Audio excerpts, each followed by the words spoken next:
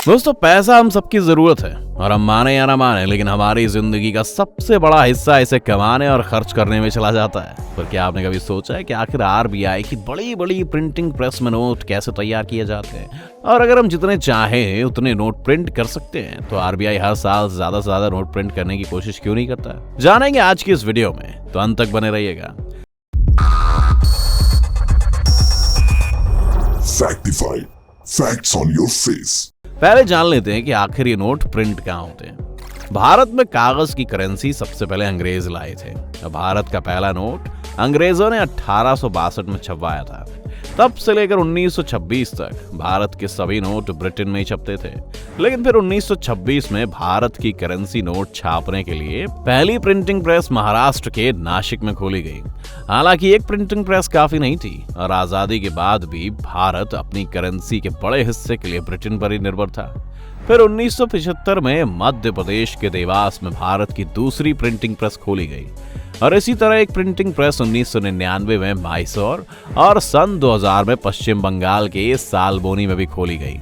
वहीं सिक्कों की बात की जाए तो उसके लिए भी भारत सरकार ने हैदराबाद, नोएडा, मुंबई और कोलकाता में 4 टकसालें नियुक्त की हुई हैं। नोट बनाने की प्रक्रिया पर जाएं तो हर साल आरबीआई सबसे पहले ये फैसला करता है कि उन्हें कितने नोट छापने हैं। इसके लिए कई तरह की चीजों का ध्यान रखना है, जैसे कि कितने नोट पिछले साल सर्कुलेशन में थे, कितने वापस आए, और यहाँ तक कि इस कैलकुलेशन में एक्सपेक्टेड जीडीपी ग्रोथ और इन्फ्लेशन का भी ध्यान रखा जाता है। अब आते हैं प्रिंटिंग पर। जैसा कि आप सभी जानते हैं कि करेंसी नोट बनाने के लिए हम आम कागज का इस्तेमाल नहीं कर सकते, इसलिए खास तरह का करेंसी पेपर मध्य प्रदेश के होशंगाबाद और कर्नाटक के मैसूर में तैयार किया जाता है। भारत में केवल 2 ही इस तरह के पेपर मिल्स हैं, इसलिए भारत अभी भी अपना एक बड़ा हिस्सा ब्रिटेन, जर्मनी और जापान से इंपोर्ट करता है। इन पेपर मिल्स में बड़े बड़े कॉटन के ब्लॉक्स को मैश करने के बाद एक बड़े से ड्रम में पानी और आम पेपर के साथ मिक्स किया जाता है। इसे अच्छी तरह ब्लेंड करने के बाद पानी को निकाल लिया जाता है और इस पेपर्स को रोलर्स में भेज दिया जाता है। ये रोलर्स इन मिक्स से पेपर की लंबी लंबी शीट्स तैयार करते हैं। ऐसा करने से इसमें बचा अतिरिक्त पानी भी बाहर आ जाता है। इसके बाद इस पेपर को आगे वाटरमार्क लगाने के लिए भेज दिया जाता है। जी हाँ दोस्तों, वाटरमार्क प्रिंटिंग से पहले ही पेपर पर लगा दिया जाता है। इसके बाद इन शीट्स में से कुछ सैंपल के लिए अलग कर ली जाती है, ताकि इनकी जांच करके सब कुछ सही होने पर ही इन्हें आगे भेजा जाए। सब कुछ सही होने के बाद इन बड़ी बड़ी शीट्स को रोल कर लिया जाता है और फिर इस बड़े से रोल के 3 अलग अलग हिस्से करके 3 छोटे रोल्स बनाए जाते हैं। इन रोल्स पर इसके बाद होलोग्राम स्ट्रिप्स लगाई जाती है, जो आपको हर एक नोट के बीच में मिल जाएगी।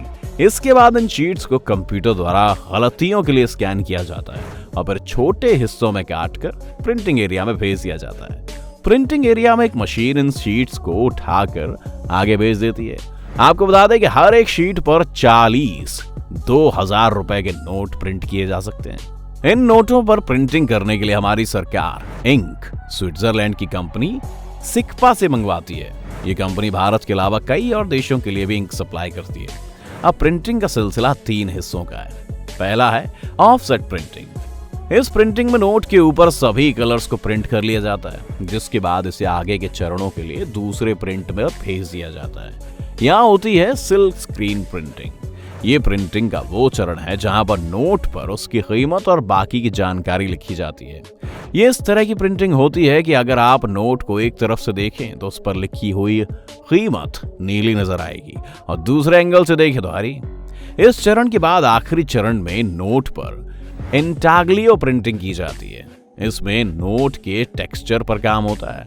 अगर आप कभी नोट को ध्यान से छू कर देखेंगे तो उसके कुछ हिस्से आपको उसकी कीमत की सही जानकारी दे सकते हैं। ये प्रिंटिंग उन लोगों के लिए बहुत सहायक है जिनकी आंखें नहीं है या उन्होंने किसी वजह से देखने की क्षमता खो दी है। इसके बाद इन नोटों की एक आखिरी बार समीक्षा की जाती है और आखिर में इन्हें अलग अलग काट दिया जाता है, जिसके बाद इन्हें पैक करके आरबीआई के अलग डिस्ट्रीब्यूशन सेंटर्स तक पहुंचाया जाता है। इन नोटों को बनाने में भारत सरकार का अलग अलग खर्च आता है, जैसे कि 10 और 50 रुपए के नोट पर सरकार 1.01 तो 20 रुपए के नोट पर सरकार 1 रुपए खर्च करती है। बड़े नोटों की तरफ जाए तो 100 रुपए के नोट पर 1 रुपए 51 पैसे और 500 रुपए के नोट पर 2 रुपए 57 पैसे तक का खर्च आता है। 2000 का नोट सबसे बड़ा और पेचीदा है, जिसके लिए सरकार को 4 रुपए 18 पैसे चुकाने पड़ते हैं। अब आपने ये तो देख ही लिया कि नोट कैसे बनते हैं, लेकिन हर किसी के मन में ये सवाल तो आता ही होगा कि आखिर क्यों सरकार बहुत सारे नोट छपवा कर देश में बड़े बड़े प्रोजेक्ट्स लॉन्च नहीं कर देती। क्यों सरकार हमेशा ये कहकर पीछे हट जाती है कि सरकारी खजाना खाली है। इसके पीछे एक बड़ा कारण ये दोस्तों कि भारत दूसरे देशों से अपने यहाँ काफी चीजें आयात करता है, और अगर बहुत सारे नोट प्रिंट कर दिए गए तो अंतरराष्ट्रीय बाजार में रुपए की कीमत घट जाएगी और हमें इन देशों को ज्यादा रुपए देने पड़ेंगे। आसान भाषा में इसे समझना है तो मान लीजिए कि अगर हम किसी चीज के लिए अमेरिका को 100 रुपए अदा करते हैं और अमेरिका भी भारत से 50 रुपए की कोई चीज खरीदता है, दोनों देश एक दूसरे पर निर्भर है। अब अगर ज्यादा नोट छापने लग जाए तो अचानक रुपए की कीमत गिर जाएगी और हमें अमेरिका को 100 की जगह अब मान लीजिए 120 रुपए देने पड़ गए, लेकिन अमेरिका अभी भी हमारी चीज के लिए 50 ही देगा। इससे अमेरिका के पास अब ज्यादा रुपए बचने लगेंगे, जिससे रुपए की कीमत गिर जाएगी, क्योंकि उनके पास पहले से ही ढेर सारे रुपए होंगे। और अगर रुपया कमजोर होगा तो इंपोर्ट की जाने वाली चीजें महंगी हो जाएंगी, और लोगों की तनख्वाह अगर तेजी से नहीं बढ़ी तो लोग जरूरत की चीजें भी नहीं खरीद पाएंगे।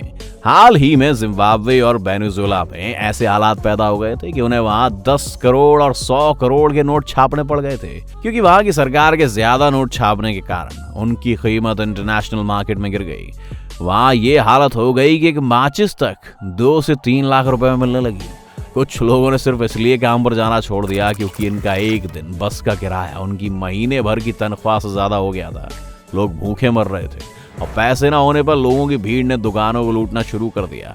हर तरफ छीना झपटी होने लगी और लगभग कागज हो चुके नोटों को लोग झाड़ू से साफ कर घर के कूड़ेदान में डालने लगे।